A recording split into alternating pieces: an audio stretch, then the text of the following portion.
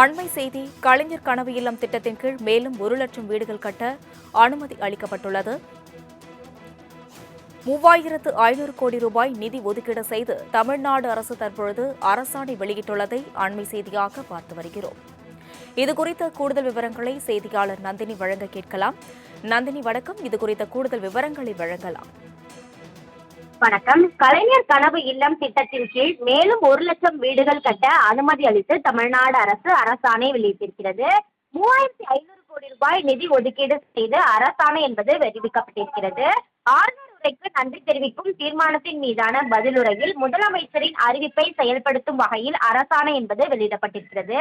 கலைஞர் கனவு இல்லம் திட்டத்தின் கீழ் இதுவரை 2,00,000 வீடுகள் கட்டப்பட்டிருக்கும் நிலையில் மேலும் 1,00,000 வீடுகள் கட்டித்தரப்படும் என சட்டப்பேரவையில் தமிழ்நாடு முதலமைச்சர் அறிவிப்பு வெளியிட்டிருந்தார். அந்த அறிவிப்பினை செயல்படுத்தக்கூடிய வகையில் மேலும் 1,00,000 வீடுகள் கட்ட அனுமதி அளிக்கப்பட்டுள்ளதோடு அதற்காக 3,500 கோடி ரூபாய் நிதி ஒதுக்கீடு செய்து தமிழ்நாடு அரசின் சார்பில் அரசாணை வெளியிடப்பட்டுள்ளது குறிப்பிடத்தக்கது. விவரங்களுக்கு நன்றி நந்தினி.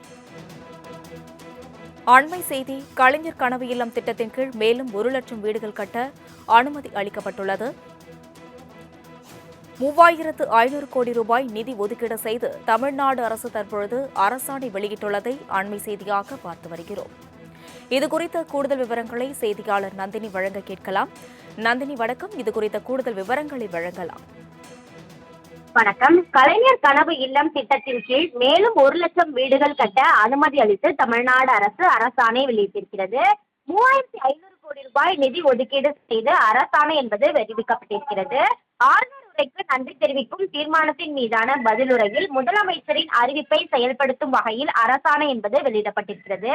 கலைஞர் கனவு இல்லம் திட்டத்தின் கீழ் இதுவரை 2,00,000 வீடுகள் கட்டப்பட்டிருக்கும் நிலையில் மேலும் 1,00,000 வீடுகள் கட்டித்தரப்படும் என சட்டப்பேரவையில் தமிழ்நாடு முதலமைச்சர் அறிவிப்பு வெளியிட்டிருந்தார். அந்த அறிவிப்பினை செயல்படுத்தக்கூடிய வகையில் மேலும் 1,00,000 வீடுகள் கட்ட அனுமதி அளிக்கப்பட்டுள்ளதோடு அதற்காக 3,500 கோடி ரூபாய் நிதி ஒதுக்கீடு செய்து தமிழ்நாடு அரசின் சார்பில் அரசாணை வெளியிடப்பட்டுள்ளது குறிப்பிடத்தக்கது.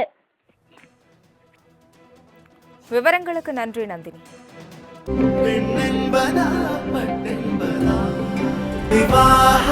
மணப்பெண்ணின் பிரத்யேகமான திருமணம் விவாஹா தி சென்னை சில்க்ஸ்.